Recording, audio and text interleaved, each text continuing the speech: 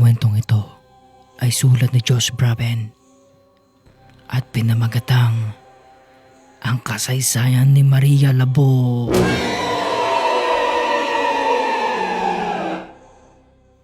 Unang bahagi, ang babaeng umalis para sa pamilya. Noong taong 1984, isang liblib na baryo sa Iloilo, nakatira ang mag-asawang Federico at Maria Labo kasama ang dalawa nilang anak. Isang pamilya silang simple, nagtatanim ng mais, nag-aalaga ng baboy at nagsisimba tuwing linggo.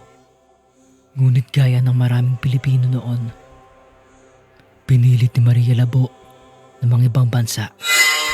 Ang sabi niya, ayokong lumaki ang mga anak natin sa hirap.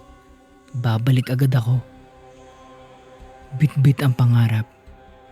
Nag-OFW siya bilang kasambahay sa Canada.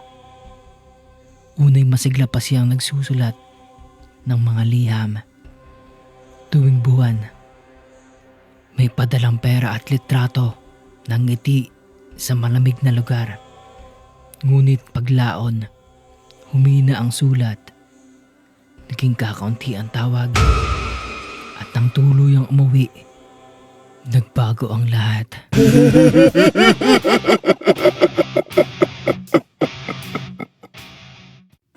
Ikalawang bahagi, ang pagbabalik na may dalang dilim. Taong 1986, dumating si Maria Labo. Nakasakay sa tricycle. Bit-bit ang dalawang maleta. Hindi alam agad ng iba kung ano ang laman. Ngunit kapansin-pansin, pumayat siya. Maputla at tila laging pagod. Sabi ni Aling Berta, kapitbahay nila. Yung mga mata niya, parang may iniisip.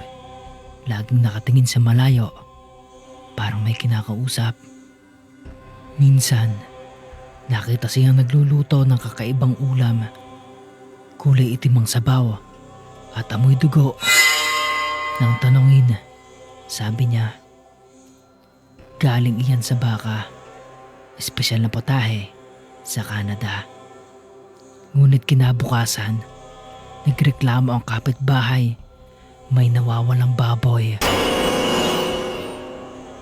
Lumipas ang mga gabi at napansin ng mga taga-baryo na tuwing madaling araw, may naririnig na tunog ng paglipad. Parang malaking ibon o paniki. Minsan, nakakita si Mang Ben, isang magsasaka, na babaeng nasa bubong ng bahay niya. Nakasabit ang kalahati ng katawan, duguan ng mga labi.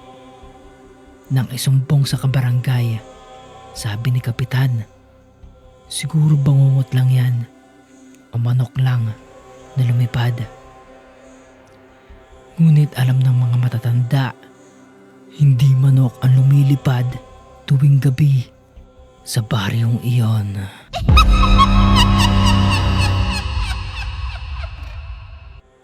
Ikatlong bahagi, ang gabi ng katahimikan.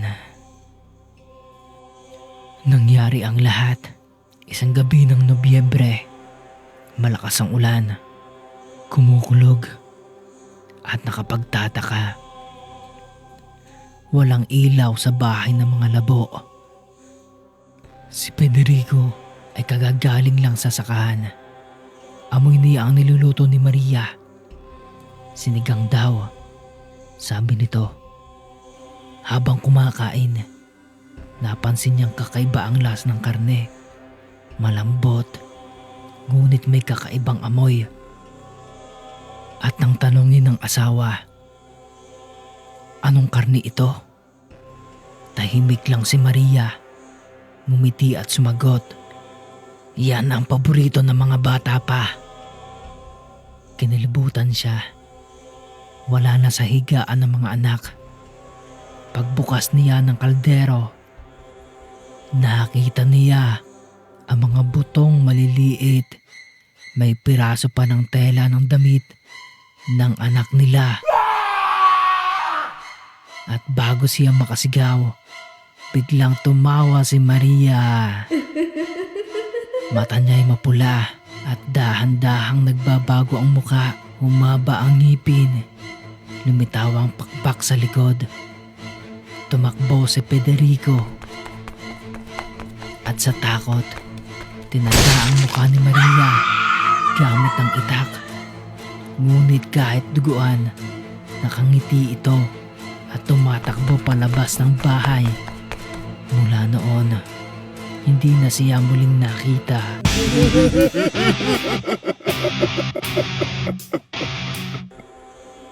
Ika-4 na bahagi. Ang paghahanap at ang panganib. 3 araw matapos ang insidente, natagpuan ng mga tanod si Federico sa ilog. Nanginginig at walang malay. Nang magkamalay, paulit-ulit niyang sinasabi, "Kinain niya mga anak namin. Kitang-kita ko, siya mismo ang kumain." Walang bangkay na nakita. Ngunit may mga bakas ng dugo papunta sa bukid at sa dulo nito, mga yapak ng tao na nagiging paa ng hayop. Sa ulat ng barangay, isinulat, posibleng kaso ito ng kabaliwan o pagmamayari ng masamang espiritu. Ang babae ay hindi pa rin natatagpuan. Ayon sa mga saksi, narinig nila ang lakas na sigaw ng isang babae tuwing 2:00 ng madaling araw. Sa simbahan, nagsasagawa ng misa at eksorsismo sa lugar. Ngunit sa gabi, may mga nakakakita pa rin daw ng babaeng nakaputi, may benda sa muka, umiiyak sa gilid ng daan.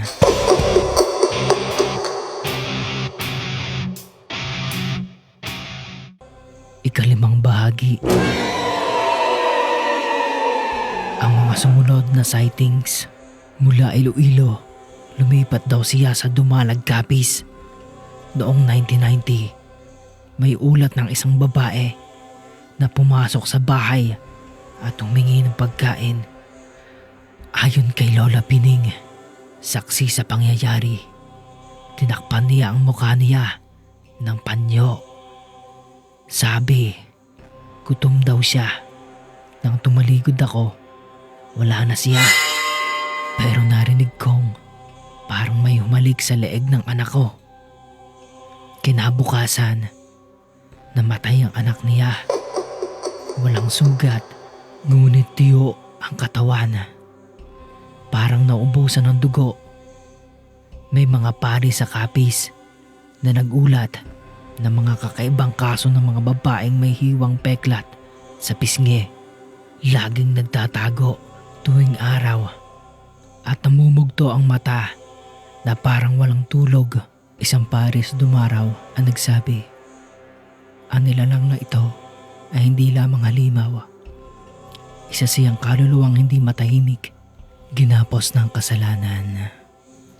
Itutuloy.